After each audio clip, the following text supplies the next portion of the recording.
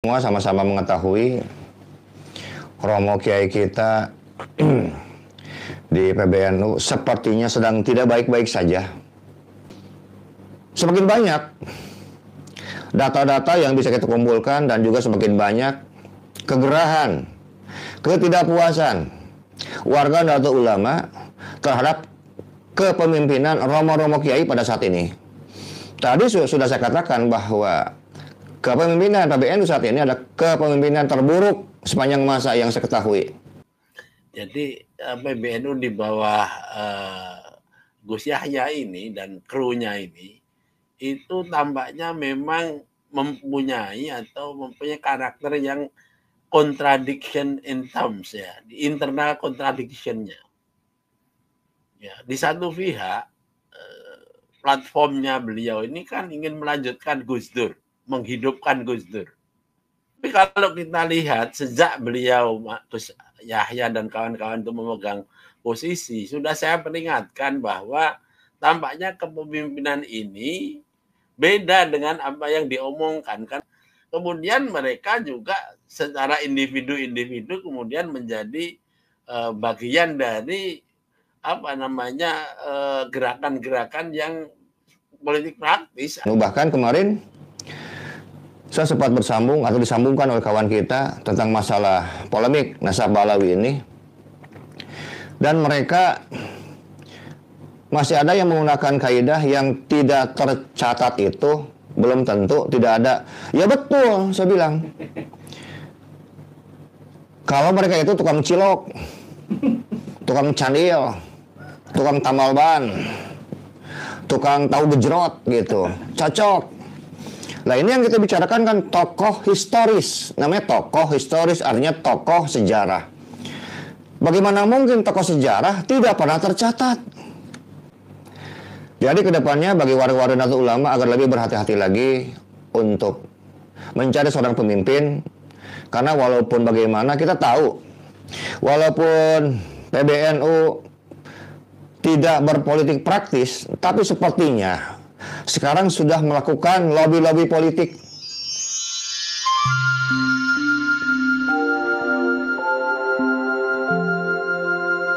Dalam saat ini bahwa kita semua sama-sama mengetahui Romo Kiai kita di PBNU sepertinya sedang tidak baik-baik saja. Baik, betul. Saya langsung ke Prof. Ikam. Prof. Ikam, ya, Anda belum mengomentari bagaimana hasil polling yang dilakukan pada Squad TV. Ada sekitar 2.600 suara setuju segera digelar MLB PBNU, kemudian tidak setuju digelar MLB PBNU ada 8%, dan tidak tahu 5%. Kira-kira bagaimana nih dari desakan-desakan atau testimoni-testimoni netizen? Bagaimana Prof komentar Anda? Silakan. Sejatinya saya sudah mengantisipasi cukup lama ya mengenai PBNU di bawah Gus Yahya ini. Jadi PBNU di bawah Gus Yahya ini dan krunya ini itu tampaknya memang mempunyai karakter yang contradiction in terms, ya, di internal contradiction-nya. Ya, di satu pihak platformnya beliau ini kan ingin melanjutkan Gus Dur, menghidupkan Gus Dur. Nah, prinsip menghidupkan Gus Dur ini di dalam realitas mestinya ya apa yang menjadi semacam pemikiran Gus Dur atau gagasan Gus Dur yang utama tentang NU, yaitu sebagai satu kekuatan dalam civil society Indonesia yang menjadi jangkar dari kehidupan bernegara, berbangsa, bermasyarakat. Nah, oleh karena itu perilaku dari NU seperti yang dilakukan ketika Gus Dur memegang NU itu tentu akan lebih berbasis pada orientasi moral dan etik. Tapi kalau kita lihat sejak beliau Gus Yahya dan kawan-kawan itu memegang posisi, sudah saya peringatkan bahwa tampaknya kepemimpinan ini beda dengan apa yang diomongkan, karena yang dilakukan itu jelas-jelas sekali orientasinya itu politics. Saya malah pernah mengatakan di podcast ini, kecenderungannya adalah instrumentalistic politics. Oleh karena itu, boro-boro pendekatannya itu civil society yang mementingkan tadi yang diinginkan oleh Pak Profesor Hanif, yaitu moral orientation, value orientation, dan lain sebagainya itu, justru karena dia instrumentalistik, maka sejak the day one, pendekatan dari PBNU di bawah Gus Yahya ini semuanya itu bisa dilihat sebagai hitung-hitungan instrumentalistik semua. Ya, misalnya salah satu contoh yang saya lihat awal sekali, yaitu pembubaran PKPNU. Ya, dan madrasah NU itu ya. Nah, dari dua hal ini saja saya sudah melihat bahwa hitung-hitungan yang dipakai ini adalah hitungan politik. Karena apa? Karena yang menjalankan PKP NU ini adalah orang-orang yang dianggap berseberangan dengan orang-orang yang ada di PBNU pada saat itu. Sehingga kekhawatirannya adalah bukan melihat PKPN itu sebagai satu forum pengkaderan, tetapi lebih kepada satu persaingan mobilisasi kekuatan. Yang kedua, misalnya contohnya juga bahwa ini sangat instrumentalistik adalah bagaimana melihat organisasi NU ini yang sebetulnya lebih mengedepankan nilai, mengedepankan etika, tapi yang sekarang ini yang terjadi adalah hitung-hitungan birokratik. Dan apalagi di dalam musim politik sekarang ini kemudian yang mengemuka adalah juga ya perhitungan-perhitungan politik.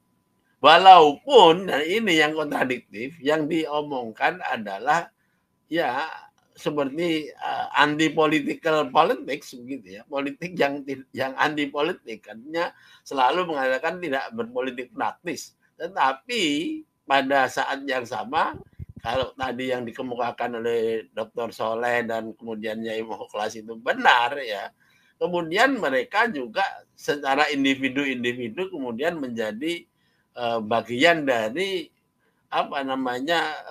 gerakan-gerakan yang politik praktis. Itu sudah bukan satu rahasia yang harus dibuktikan dengan riset, dengan apa, tapi sudah menjadi berita-berita di media dan lain sebagainya. Sehingga kemudian betul-betul PBNU ini tidak lagi kemudian menjadi satu komando di dalam membawa bahtera Nahdlatul Ulama itu sebagai bagian dari civil society, tetapi justru menjadi wahana bagi manuver-manuver politik. Nah, kalau sudah begitu maka tentu saja apapun yang akan dilakukan oleh PBNU itu akan syarat dengan pemikiran dan pertimbangan instrumentalistik politik. Nomor satu, dia selalu akan mempertimbangkan bagaimana posisi NU vis-a-vis negara. Ya, tentu mereka akan selalu melihat arahnya negara ini kemana. Kalau negara ini kemudian dalam hal ini pemerintah ya, kemudian lebih cenderung kepada satu kekuatan tertentu, maka kecenderungannya juga akan ke sana begitu. Nah, oleh karenanya saya memperingatkan itu. Kenapa saya kemudian bicara tentang legitimasi internal, delegitimasi internal bahkan, itu karena kemudian akan ada kontradiksi, dan kontradiksinya itulah yang kemudian akan membawa serta atau mengakibatkan krisis. Ya, mula-mula bukan krisis legal, karena legal formal PBNU sangat kuat. Tetapi kemudian yang menjadi sasaran pertama itu adalah legitimasi etik. Persis sama dengan yang dihadapi oleh negara pada saat ini yang betul-betul di dalam soal legitimasi etik ini kedodoran luar biasa. Nah, kan kemudian tidak aneh kan kalau kemudian yang kita lihat ketika misalnya negara ini kemudian melakukan satu blunder di dalam etik, yaitu kasus MK. Anda heran nggak kenapa PBNU itu tidak bicara apa-apa tentang MK? Kalau saya tidak heran sama sekali. karena dia itu ya juga menjadi semacam apa ya, menjadi mirror, menjadi cermin bahwa apa yang dilakukan negara itu yang akan dilakukan dia juga. Makanya ketika Muhammadiyah yang saya hitung itu sudah mungkin lebih dari 3 kali melakukan kritik dan komen terhadap perilaku negara di dalam kasus MK, insya Allah PBNU belum pernah sekalipun. Ini mirip sekali dengan apa yang dilakukan PBNU ketika ada bendahara umumnya mendapat teguran awalnya dari KPK karena ada dugaan korupsi. Saya termasuk orang pertama ya di podcast ini juga yang mengatakan PBNU harus bersikap tegas dengan memberhentikan orang itu. Tapi alhamdulillah nggak dilakukan sampai kemudian menjadi namanya ada keputusan ikrah yang itu sudah too late in terms of morality, in terms of ethical consideration, menurut saya udah it's too late. Nah, sekarang kemudian diulangi lagi ya bahwa ternyata PBNU juga melihat persoalan-persoalan yang tidak sepakat dengan negara dan tidak sepakat dengan proyek-proyek politik negara ini kemudian seolah-olah dibuntuti atau diikuti. Nah, yang menjadi casualty adalah mereka-mereka yang kemudian dilihat sebagai tidak in favor, tidak di dalam kesepakatan dengan PBNU tadi itu. Nah, sayangnya, ini sayangnya juga atau mungkin ya bukan sayangnya ya, kersane Gusti Allah. Itu kok yang kena itu kok Yai Mustamar itu loh. Seorang kiai yang formidable, yang mempunyai kemampuan jauh di atas rata-rata, bahkan di atas semua yang ada di PBNU Tanfidiyah itu kemampuan keagamaannya. Nah, padahal NU itu organisasi keagamaan.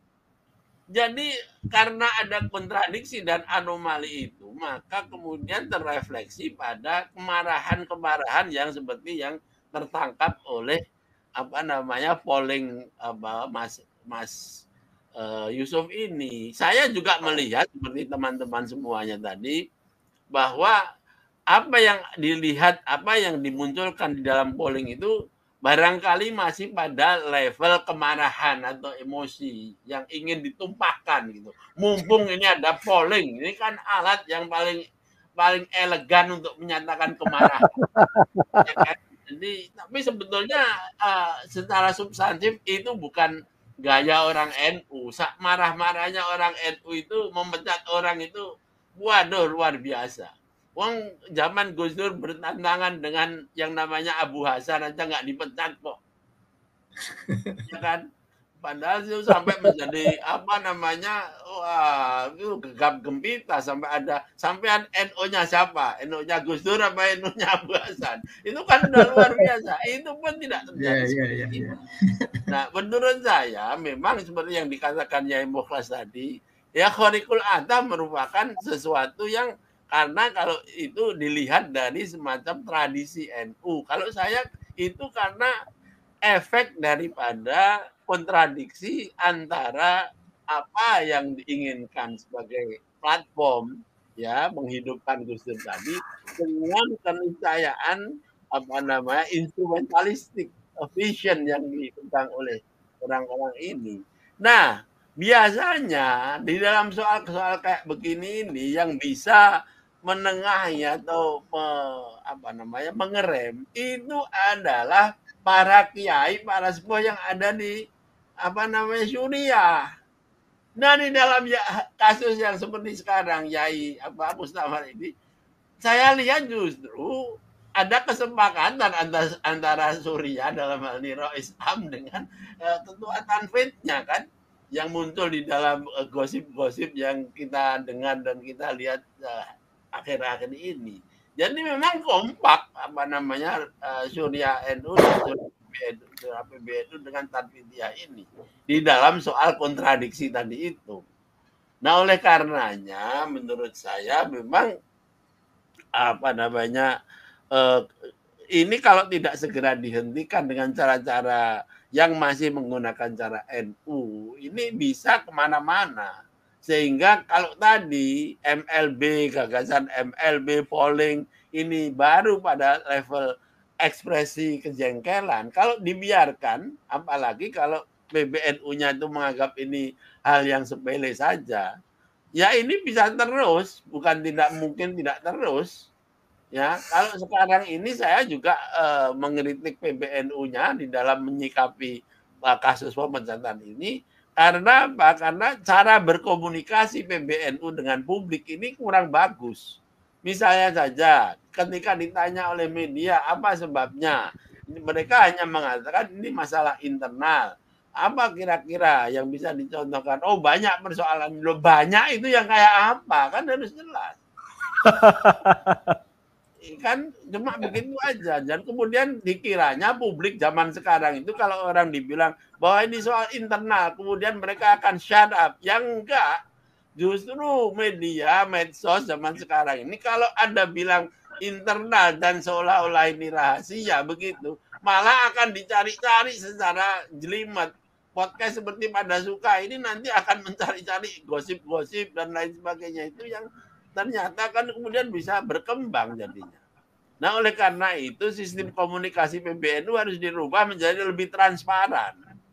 Nah, apalagi kalau kita mengikuti omongannya siapa itu? Yang pernah jadi Bupati Bondowoso itu, Amin Husni. Itu kan di dalam ya? Amin Said. Amin Said kan mengatakan siapapun yang tidak ada urusannya dengan PBNU nggak usah ikut omong. Lu kayak begitu kan itu cara komunikasi zaman tahun 50 atau tahun 60. Kalau zaman sekarang generasi Z, ya malah ya diketawain kalau ada orang ngomong seperti kayak begitu. Sekarang yang diinginkan justru punggawa-punggawa PBNU itu berterus terang, tapi memang strategik seperti yang diinginkan oleh Profesor Hanif tadi. Kalau yang saya lihat sekarang sih cara komunikasinya juga tidak strategis, ya. Kemudian apalagi kalau kita lihat diskrepansi antara platform dengan apa yang dilakukan. Oleh karena itu tudingan-tudingan menjadi semakin marah karena kemudian para fungsionarisnya kemudian bertindak masing-masing yang kemudian dilihat oleh publik yang sekarang ini sangat tahu tentang pergerakan hampir semua orang. Nah itulah Mas, makanya kemudian terjadilah kemarahan-kemarahan, kejengkelan-kejengkelan, bahkan ada keinginan untuk MLB yang menurut saya sejak awal dari dulu saya tolak itu. Saya tetap tidak mau ada yang begitu-begitu. Kalau Pak Yai tadi mengatakan itu khorikul adah, ya kalau menurut saya bukan soal khorikul adah, tetapi itu memang tidak akan menyelesaikan persoalan. Walaupun orang marah ya boleh aja marah, jengkel dan lain sebagainya, tapi solusi NU tidak pernah begitu. Karena itu justru akan memecah belah NU dan orang-orang yang di luar itu ya kemudian bertepuk tangan kalau kayak gitu. Jadi ya marah, menginginkan kayak gitu itu aspirasi, tapi ya semoga tidak diperhatikan terlalu serius, kecuali seperti tadi yang saya katakan, kalau ternyata di PBNU tidak ada upaya-upaya untuk melakukan resolusi konflik. Ini memang betul-betul hanya terjadi di era ini dalam sejarah Nahdlatul Ulama di Indonesia ini. Itu Mas. Romo-romo kiai kita di PBNU sepertinya seperti orang-orang yang sudah kehilangan kewarasan dalam akalnya. Bagaimana tidak bahwa kalimat Nahdlatul Ulama adalah kebangkitannya para ulama-ulama pribumi, ulama-ulama putra-putri terbaik di bumi Nusantara. Tapi pada saat ini kita bisa menyaksikan betapa getirnya sebagian daripada romo-romo kiai kita di PBNU justru dengan membabi buta mereka tetap membela kesesatan dari kelompok Balawi ini. Bahkan kalau kita mau jujur dan kalau kita sekarang melihat kepada beberapa masukan dan komentar daripada netizen yang sekarang sudah cerdas, bahwa kepemimpinan PBNU yang saat ini adalah salah satu yang paling buruk sepanjang masa. Paling mundur. Betul-betul tidak mau mengedepankan keilmiahan, hanya berdasarkan pada praduga. Dan yang lainnya yang kita sesalkan juga, kedepannya ini sudah seharusnya bahwa para pemimpin di PBNU ini mengedepankan keilmuan, keilmiahan, bangkitnya keilmuan, bangkitnya ulama itu bukan dengan zon, tetapi dengan ilmu pengetahuan. Kalau kita sekarang mau secara jujur, ribuan komentar yang menghujat kepemimpinan sekarang romo-romo kiai yang berada di PBNU. Bahkan kemarin saya sempat bersambung atau disambungkan oleh kawan kita tentang masalah polemik Nasab Balawi ini. Dan mereka masih ada yang menggunakan kaidah yang tidak tercatat itu, belum tentu tidak ada. Ya betul, saya bilang. Kalau mereka itu tukang cilok, tukang candil, tukang tamal ban, tukang tahu gejrot gitu, cocok. Nah ini yang kita bicarakan kan tokoh historis. Namanya tokoh historis artinya tokoh sejarah. Bagaimana mungkin tokoh sejarah tidak pernah tercatat? Dengan label yang begitu hebat, begitu tinggi, memiliki sekarang posisi teratas sebagai imam mujtahid mutlak. Ngeri sebetulnya. Tapi nggak punya karya. Tidak punya prestasi. Tidak memiliki karya tulis satupun. Bahkan fatwanya pun tidak ada dalam dunia ini. Karena itu, kalau kawan-kawan di bawah harus bawa sekarang menggelorakan MLB, walaupun saya bukan orang struktural, sepertinya hal ini penting untuk dilakukan. Kita butuh pemimpin ini yang betul-betul membela kiai-kiai pribumi. Bukan membela sekarang orang-orang yang ingin menyingkirkan kiai-kiai pribumi dari tanah dan negerinya sendiri. Kalau kita mundur ke belakang, bagaimana sekarang pemerintah penjajah Belanda waktu itu? Mereka sekarang justru mengusir, membunuh, membantai para kiai-kiai pribumi. Kemudian penjajah Belanda justru memelihara, meruat, merawat imigran Yaman yang diberikan pangkat yang begitu besar, privilege yang begitu nyaman, kemudian diberikan gelar Habib. Dan sekarang sampai saat ini masih terasa bahwa yang harus kita pahami bersama bahwa Nahdlatul Ulama itu dibentuk untuk melawan penjajahan, baik secara fisik ataupun secara materi dan penjajahan lainnya. Lalu sekarang mengapa sekarang romo-romo kiai tidak menjalankan amanah secara baik untuk menghilangkan penjajahan spiritual, kemudian mendoktrin warga-warga Nahdlatul Ulama yang sekarang sudah cerdas dan tahu, janganlah membodohi kami para romo. Kita itu orang-orang yang belajar. Yang membedakan kami dengan romo-romo kiai itu hanya umur dan pangkat. Mungkin buat romo kiai saya itu kan bukan siapa-siapa. Saya itu bukan orang penting. Cuma romo kiai pun harus tahu. Romo kiai walaupun berbeda umurnya dengan saya, lebih tua, lebih senior, memiliki pangkat jabatan yang lebih tinggi, tapi Anda harus tahu, romo kiai itu bukan siapa-siapa juga buat saya. Ya, nggak penting juga buat saya sebetulnya. Karena yang kita perjuangkan adalah kebenaran. Kita ingin merawat sekarang perjuangan Wali Songo di Indonesia ini. Apakah romo kiai sekarang pernah berkomentar investigasi tentang pembangunan makam-makam palsu? Tidak pernah.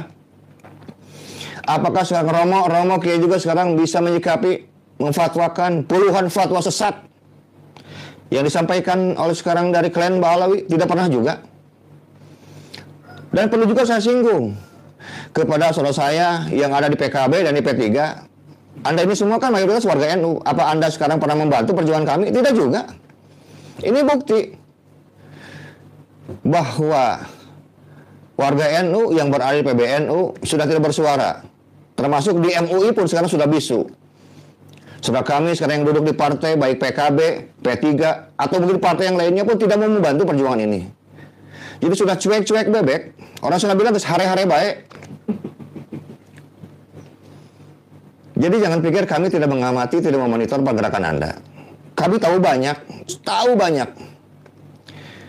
Jadi jangan anggap kami ini anak-anak, Kiai. Karena kami ini sesungguhnya bukan anak-anak panjenengan semua, bukan. Kami ini para pejuang dan para petarung. Dan kita siap pasang badan di depan. Dan untuk saudara-saudara kami dari Baalawi yang sampai saat ini masih kekeh mengaku sebagai zuriat Nabi, ini ada beberapa pertanyaan yang harus dijawab secara ilmiah. Karena segala sesuatu yang asli itu harus dibuktikan.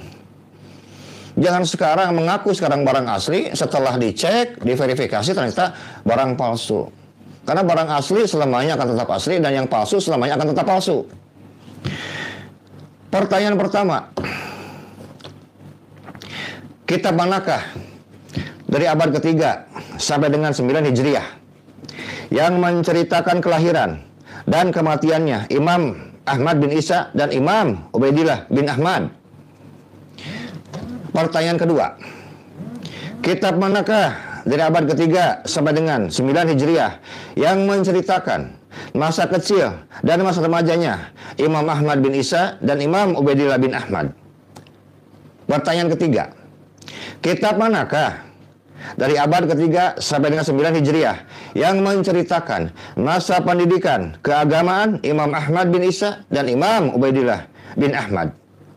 Pertanyaan keempat, kitab manakah dari abad ketiga sampai 9 Hijriah yang menceritakan hubungan antara guru dan murid-muridnya Imam Ahmad bin Isa dan Imam Ubaidillah bin Ahmad?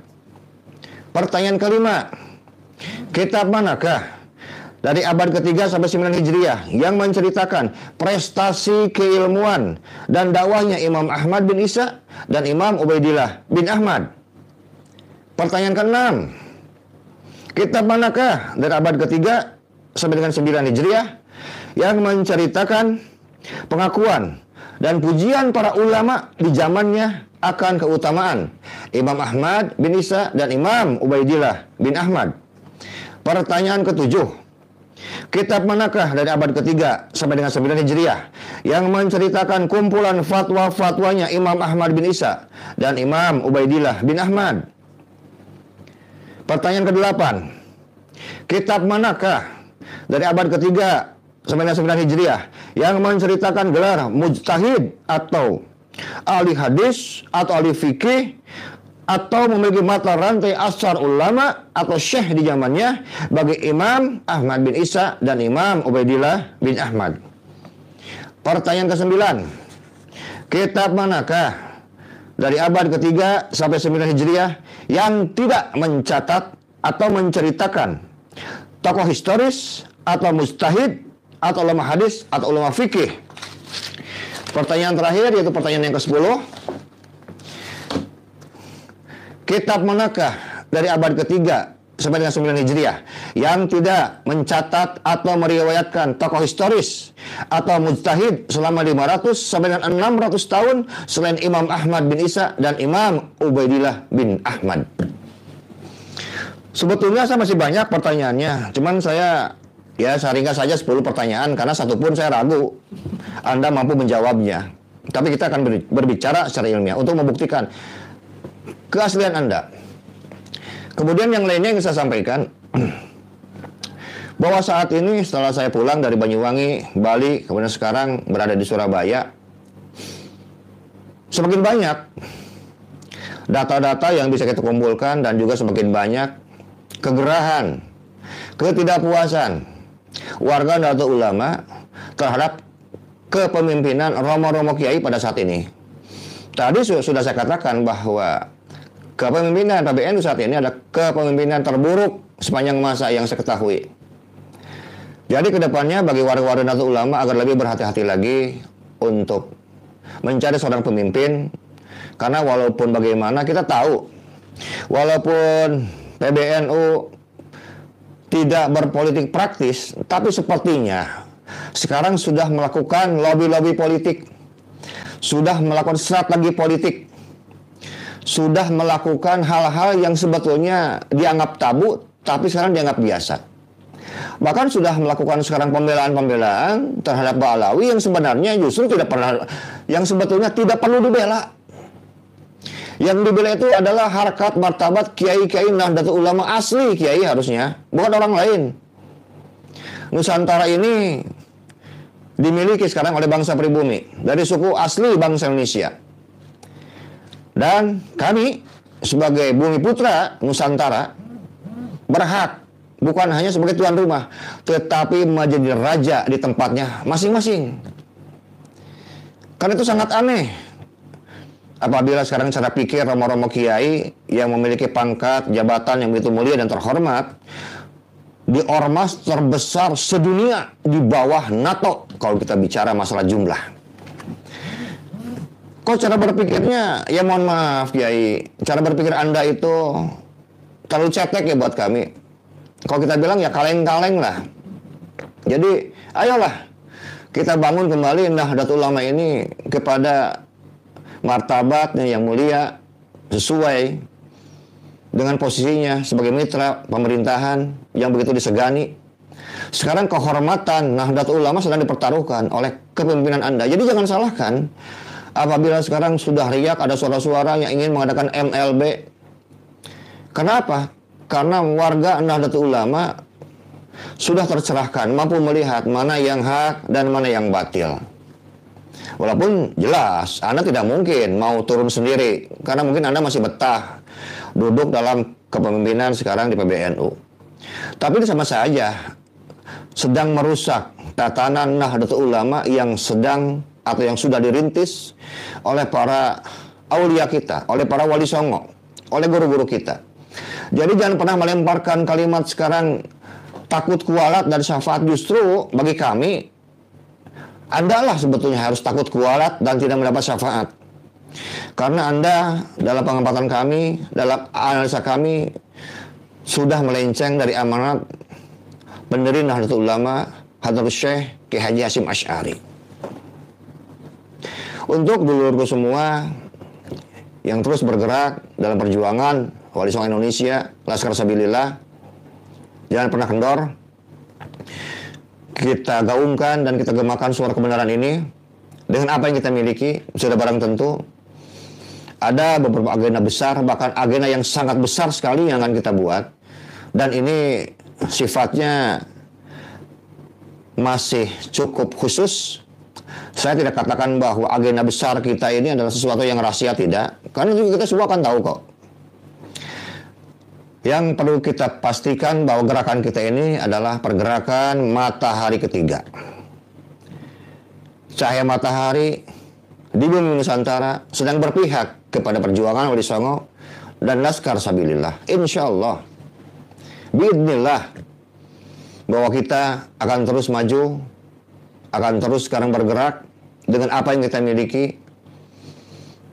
Dan ada yang mereka tidak ketahui bahwa kekuatan kultural Nahdlatul Ulama itu sangat besar, bahkan teramat besar. Mereka harus mengkalkulasi sebetulnya apabila ingin berurusan dengan warga Nahdlatul Ulama di dalam kulturalnya, dalam masyarakat akar rumputnya.